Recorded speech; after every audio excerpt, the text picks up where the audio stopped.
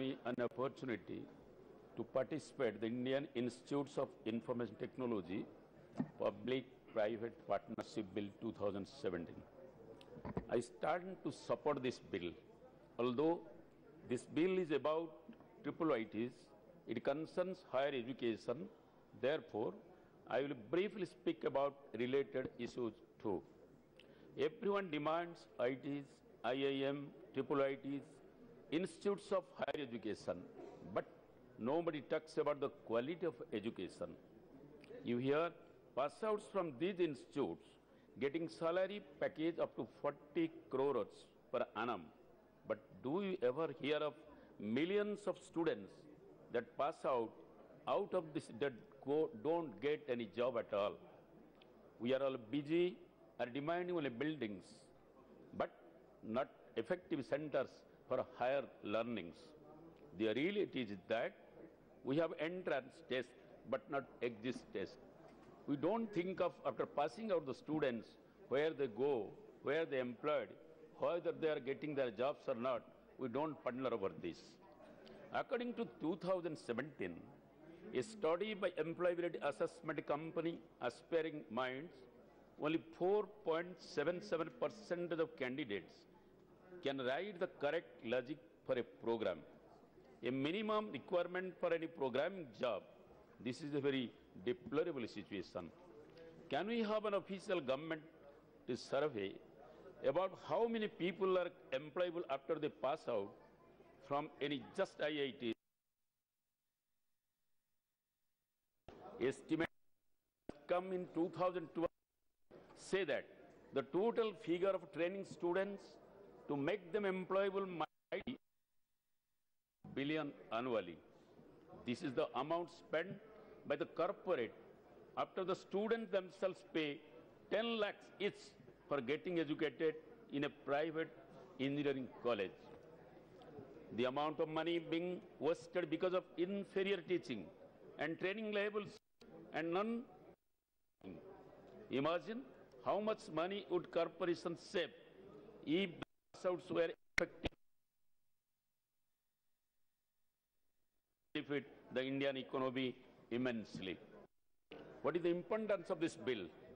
The bill is therefore appears to be a step in the right direction by allowing industry participation in the management of IIITs. Will ensure that the right kind of exposure to provide to the students before they pass out. The bill proposes a ratio of 50:35:15 for the central, state and private investors respectively. The financial burden of the central government should be slowly and steadily reduced over time and handed over to the state and other investors. Decentralized education is the right way to go. It would be better if this set of ratio is not mentioned in the law, but issued through regulations after the law is passed. It would be beneficial because then the government can moderate of each according to the whatever. 2017, the HRD Ministry admitted in Lok Sabha that teachers' recruitment is becoming a serious problem in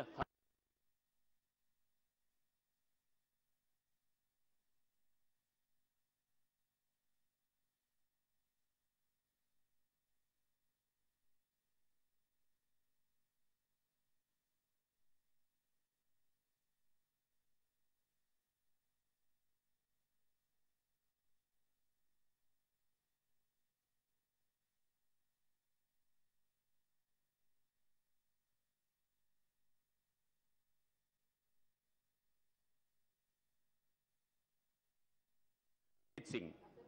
It would be a big step to have regular seminars within the college like IIITs where students are informed regarding opportunities in teaching in different universities. As much as compared to private jobs with IT companies. So even that, it needs to be and more attractive. I had just said in the last year, Please pay more attention to the HR part of HRD and not just on infrastructure. What about to construct the building is easy. To construct a building somewhere is very easy. But creating human resources is bigger and a more difficult task. Lastly, I urge the government to consider promoting other languages in institutes of higher education, not just Hindi. This is no investment going to promote regional languages. Do consider this seriously because it would go a long way towards attracting local talent within these numerous triple ITs that the government is setting up. India's strength is its diversity, and language plays a big role. Within these words, I thank the Speaker for giving me the opportunity to speak on this bill. Thank you, sir. Sri Aravind Swant. Thank you very much, sir. I sincerely, at the first instance, heartily congratulate Mr. Prakash Javadekar ji, the Honorable Minister, and the government for introducing such a wonderful bill to the students who were striving hard for the opportunity to get the degrees. The Indian Institute of Information Technology Public-Private Partnership Bill. I'm really proud to say that today I'm not going to go into intricacies of it. I look at my childhood. The transistor, from radio to transistor, was a transformation in the country. It was a wireless technology started first with the transistor.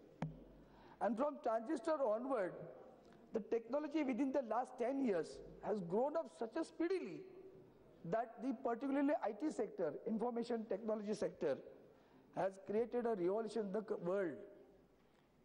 Then the Google and other people, but at the same time we are giving congratulations to the people who are working abroad, who are working in Google and other companies. But at the same time we should not forget Infosys and Wipro's. 5 people, 5 engineers came together, contributed a meager amount and started Infosys. And today it is a milestone in the field of information technology. While doing so, I have certain things to express very openly on this issue, that when you do a public-private partnership, the government has to think very seriously about it. The education opportunities are increasing. In my days, sir, in Mumbai, there were only 2 engineering colleges. One was a VJTI, another was Sardar Patel Engineering College. You won't believe that. And the entire state, nearly about 5 to 10 engineering colleges were there across the Maharashtra.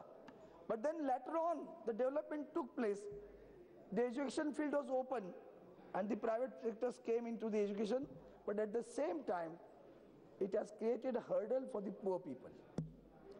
We have a talent. We have a terrific talent. The brain drain was going on. You go to US, so many examples Huda has given, even the other colleague has given. The brain drain was there. Just because the opportunity is not in India, not by virtue of a job, sir, by virtue of a payment also. Why they go there? It's not only the opportunity. They get a very substantial salary over there. Now, while doing so, the government must think very seriously. Tomorrow, the number of students increases coming out with a BTech degree, MTech degree, PhD. The job, again, the employment opportunity will have to be created. And not only to be created by numbers, by virtue of payments also. Who is Google chief now? He's Indian. How much salary he draws there? One can't imagine in India. No corporate sector in India can afford to pay so much of salary. By doing so, again we have to see the entire motive is what? To give opportunities and to prevent the brain drain. Are we going to get a success in it or not? That care has to be taken. And therefore, when you have introduced this bill, Prakashji, I heartily congratulate in the beginning only. I feel you must look, because you have a very good habit of going into the intricacies of the detail of any issue. this issue has to be also dealt with that only. We should not be complacent that we are given 20 institutions of national importance. There are IITs. In fact, you know, when the national importance bill regarding architecture was introduced, I plead to the government. JJ School of Art is one of the best colleges in the country, but it was not given a national importance, sir. Kindly think of it. Such institutes are remaining of these domain. So think of that also. Therefore, once again, I congratulate you. IITs and these people are doing good work. The bill with a very good intention to give more and more opportunity to the students who want to go for engineering and particularly information technology. I purposely said about the transistor. Now informative technology, we are using mobile. Every day there is a change. Every minute there is a change. Something new develops, some new apps come, some new technology introduced. No one thought that on Palm you will have a mobile in which all the apps will be there, where you can see the TV, where you can see the match. These are the things which are changing rapidly, and therefore with that speed, with that direction, government is also going. That's really appreciable. And therefore I once again congratulate this bill. I say that whatever the motive of the government in this case should get 100% success. All the best to you. Thank you very much, sir. Sorry, Vinod Kumar. Sir, for giving this opportunity for me. Sir, I congratulate the Honorable Minister Prakash Javadekar ji for introducing this bill, sir. Sir, he should correct me. I think for the first time, I think in education sector, public-private partnership institutions are coming up in our country through a legislation. Sir, I have gone through all the classes of this bill. As mentioned in the statement of objects and reasons, as per the Act 2014, Indian Institutes of Information Technology Act, there are 4 institutes, Jabalpur, Kanchipuram, Gwalior and Allahabad. And there are other 15 functional Indian Institutes of Information Technology as mentioned in the schedule. Sir, I'm unable to know through this bill whether these 15 institutes are established through this 2014 Act or they are established by their own state legislations. So next,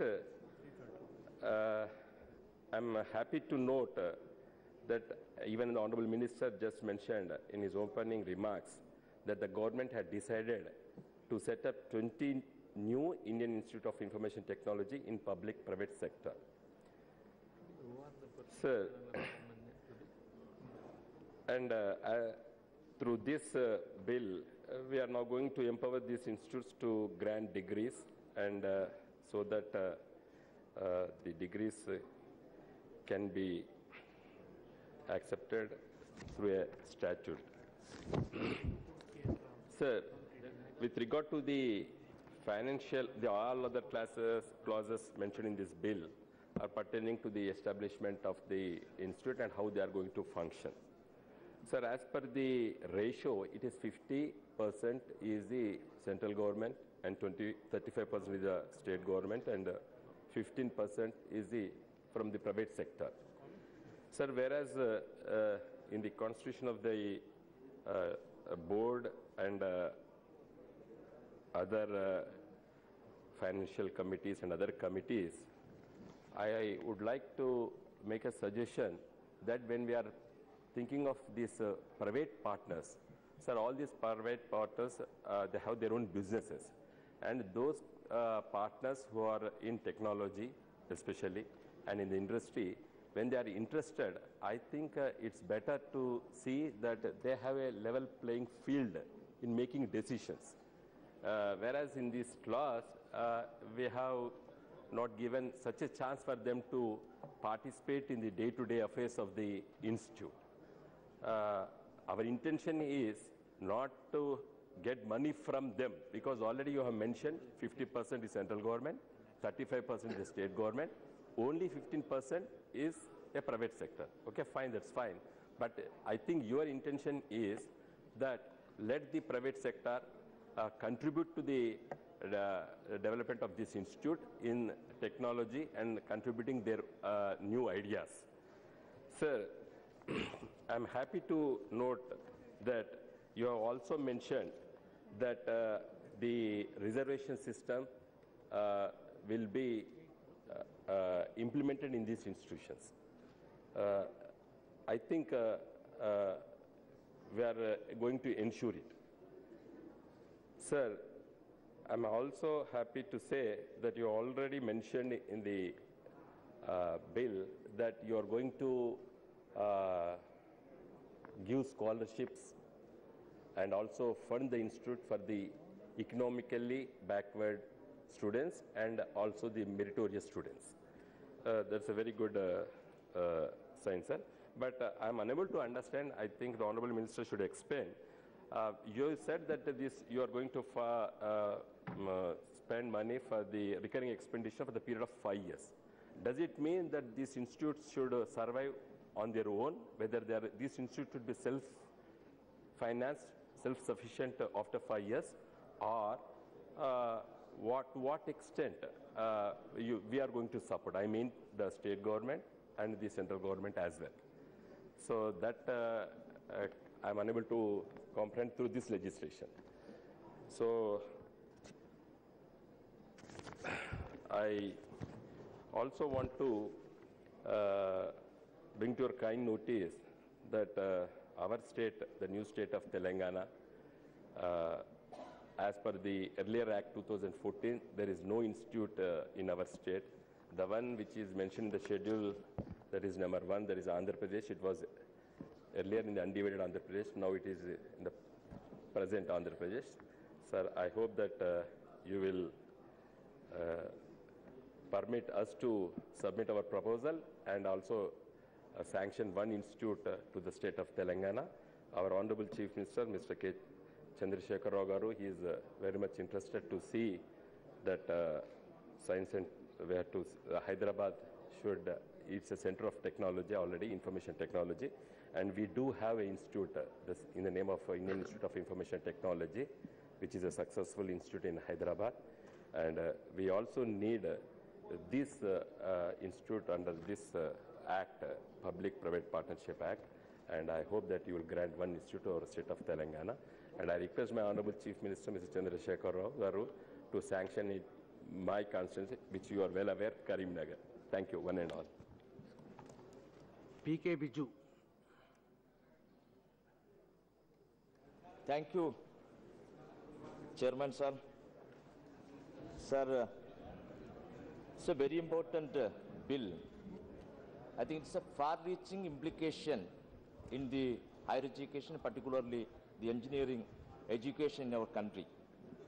Sir, the title of this bill is the Indian Institute of Information Technology Public-Private Partnership Bill 2017. Sir, we have established the IIIT in 1997. The substituent of this combination of the various funds, that is from the center share is 50% and the state share consists of 35%, that may be in the form of land and electricity and other means. And the industrial participation is only 15%. Sir, in this institution, we have ensured the reservation as per the direction of the Constitution that we are introducing in our education institution, and as per the Constitution, Article 16 and 70. But sir, we have elevated this institution for the institutions of national importance. Sir, what institution of national importance says that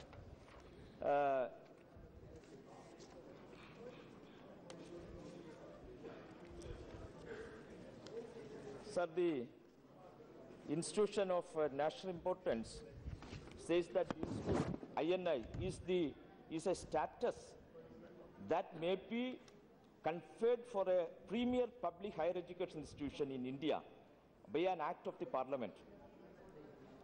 This is a direction of the of our constitution. But sir, we have started these triple ITs from 1997, 96 up to 2017. We have started institutions under this category, triple IT. But we have going to convert this.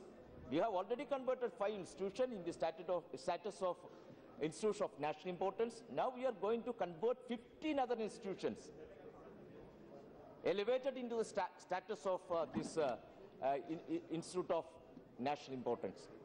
So, sir, after that, what will happen, sir? The right of the SCs, STs, OBCs, and other reserved community, they have got admission in the existing institutions till today. That is going to totally cut in that institution. That means, sir, we have know that we have 23 IITs in our country. All IITs are under this status. Sir, we have private engineering institutions. Sir, just show your attention in this number of institutions. More than 10,396. In Andhra Pradesh alone, 825 engineering institutions under the get accreditation from ACT, and in Bihar 124, and in Chhattisgarh, a small state like Chhattisgarh is 124, and in Gujarat 424, in Haryana 416, and in Karnataka 756, and in Maharashtra 1,564, MP 556, and in Tamil Nadu 1,339, and UP is 1,165. Sir, you just go through the number of the students in these institutions. Nobody from the deprived class. It's only class you have money, then only get admission. You have number of institutions. But the government institution, you have to convert it into or elevate it into some other means that cut off the rare chances of the engineering students from the deprived class. That will also cut it in future, sir. So I strongly object this thing to reduce the number of reservation seat in this institution. Sir, we just gone through the situation of Indian Institute of Technology. Sir, we have 23 Indian Institute of Technology. It was established in 1951. First one is in Kharagpur, then Mumbai, Madras, Kanpur, and Delhi. Sir, out of this 64,432 students were studying. But recent report came in the newspaper in 2017 itself. 9% of dropout was happened in IITs. 8,886 students drops out in 2016-17. 630, that means 71% from the PG students and 196 PhD students and 63 undergraduate students. So what is happening, sir? Who is dropping out the IIT? It's mainly from the reserved students.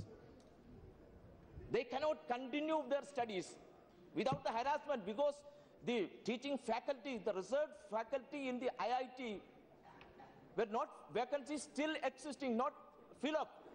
35% of these teaching faculty vacancies still continue in our premier institution, engineering institution, Indian Institute of Technology.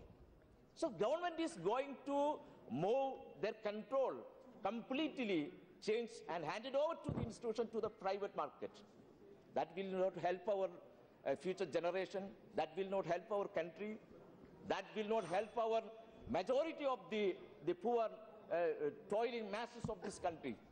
Sir, I request to the government, you rethink it, reframe the entire bill and give adequate representation in the teaching faculty and the students faculty in this institution. Then only we can create more engineering students and more responsible persons in the engineering field in future. Sir, I just one thing, then I complete my speech. Sir, we have produced more than 8 lakh engineering students every year. Please. But the unemployment in the engineering sector is 60%. I request to the government to take utmost importance in this thing. You get the job. So in your government declare from the beginning 2 crore jobs in each year. But we have passed 3 years, sir. Nothing happened. I request to the government to give jobs to even the IT sector in the abroad. They have facing problem. They came back to our country to give job. Then only they can sustain. With this word, I conclude my speech. Thank you very much, sir. P. Ravindra Babu.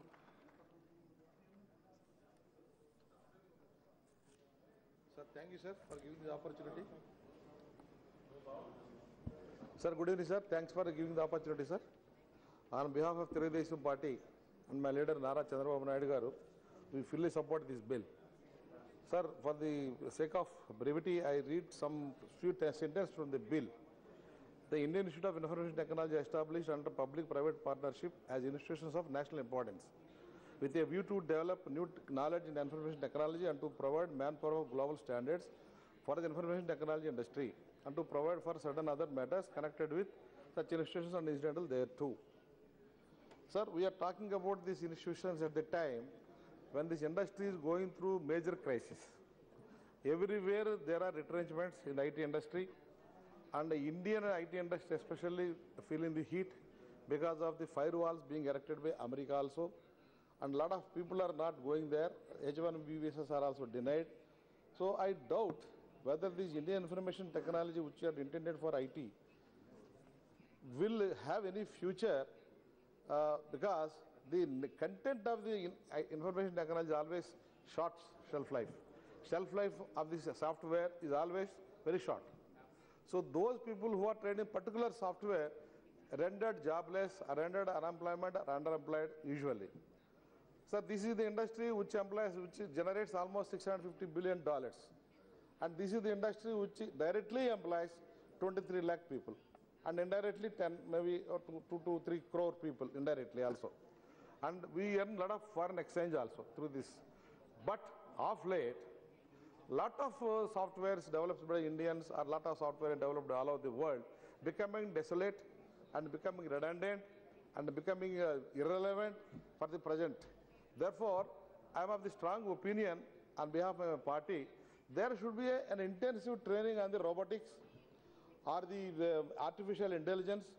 These are the ones which will definitely have an edge for this information technology, not the routine information technology which we understand as a software development or solutions present existing problems.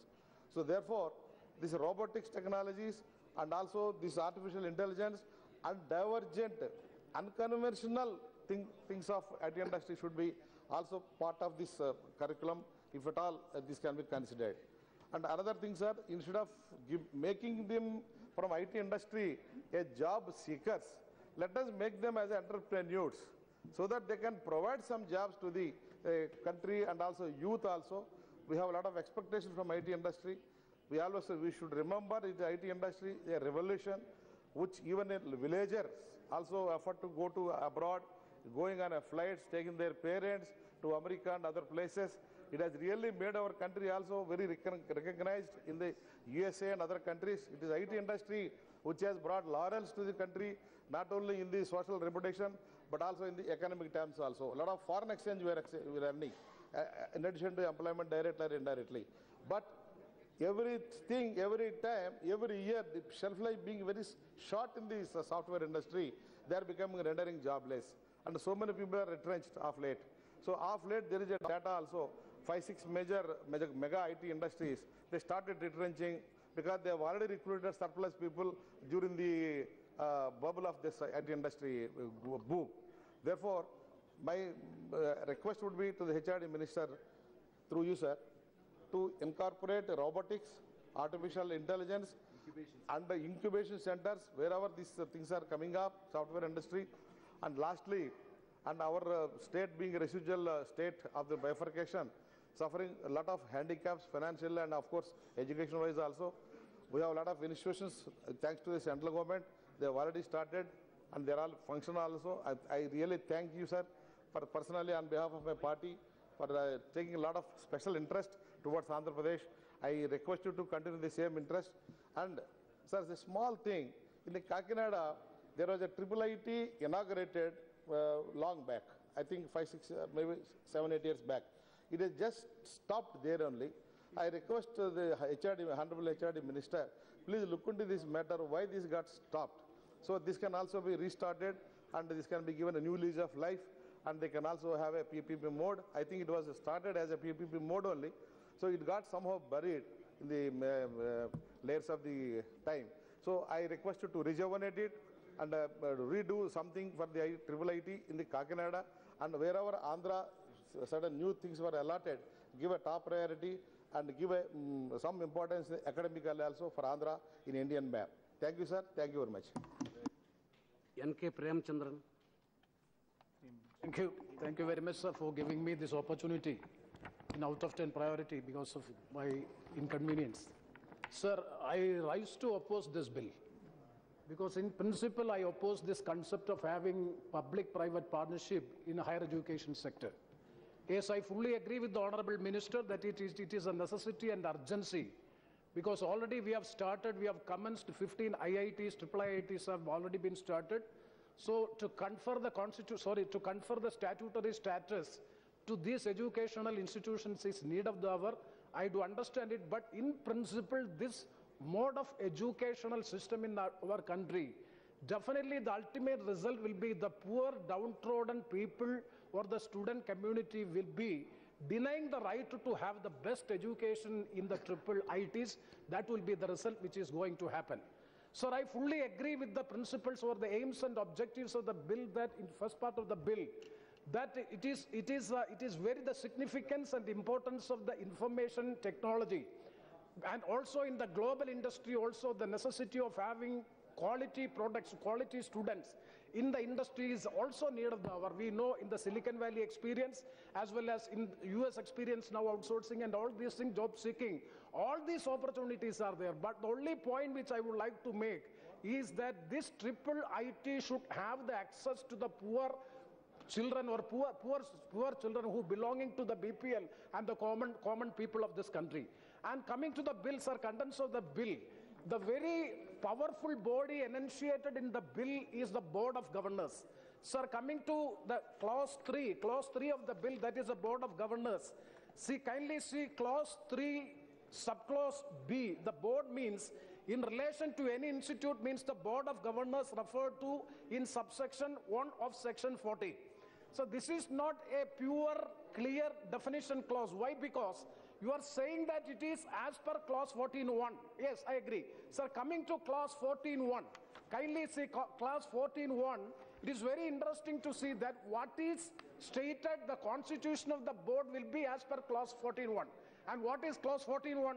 Sir, clause 14.1, the Board of Governors of each institute shall be principal policy making and executive body of the institute, and 2, the board shall consist of the following members, namely 1, the chairperson, nominated by the visitor of the university, recommended by the central government, and number 2, a nominee of the state government and a nominee of the central government.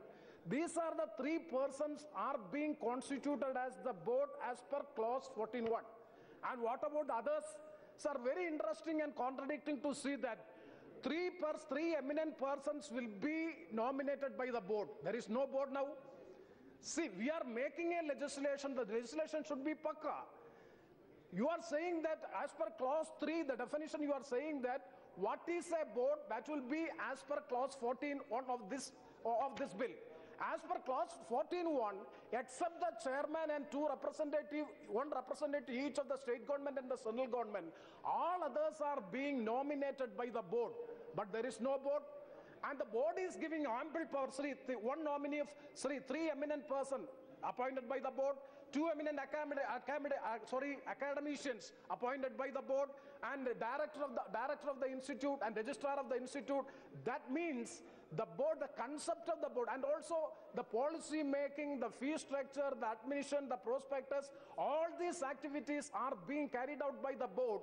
And in that board, if the person, the nominated persons, especially the chairman's nominated person, will have ample authority to exercise, so that matter has to be looked into. I think that it is not a good drafting of the bill. Sir, coming to two points, I will conclude within a short period of time. Sir, and coming to the next point is regarding, this is a self-financing institution. Sir, I will elucidate. Madam has just cited. See, and Mr. Babu is also stated. Why? Because 50 is to 35 is to 15. Okay, I agree. But the capital expenditure will be borne by the government of India for 5 years. Subsequent to 5 years, who will finance these institutes? Definitely, it will be a self-financing institute. What is the fate of the self-financing institute? Sir, I can have share my experience in my state. You know, we have started the self-financing colleges, engineering colleges started like anything. All the cashew industries and the blade mafia, everybody has started engineering colleges. And now the High Court has come to a verdict that most of the colleges having a result of less than 10%. And the entire higher education scenario is in peril. So my point is here is also, who will finance? After 5 years, who will finance? That means you have to find the resources within the organization, means the fees will be very high. That means the poor children or the poor students will not be able to afford the fee structure, so that these self-financing institutions will also be for the allied students of the community. That is why I am saying that in principle I am opposing it. And also regarding the notification, that point which I will conclude. Regarding the notification, the Board of Governors, sir, the Board of Governing Body will be the first body will be notified. What about the second governing body? It is the creation of the Parliament. Honorable Minister may kindly see, we are creating a statute that by virtue of the statute we are making an institute. The Parliament has a right to know who is the Board of Governors. And first you will notify. If you notify it, definitely it will come to the Parliament. If you are not notifying in subsequent cases, it need not come to the Parliament. Since it is the creation of the Parliament, my suggestion and submission to the Honorable Minister is, definitely the subsequent constitution, the Board of Governors should also be notified, and the notification should come to the Parliament, so that the Parliament will get the awareness of what is happening in the triple ITs in the country. In principle opposition, I do conclude my speech. Thank you very much, sir.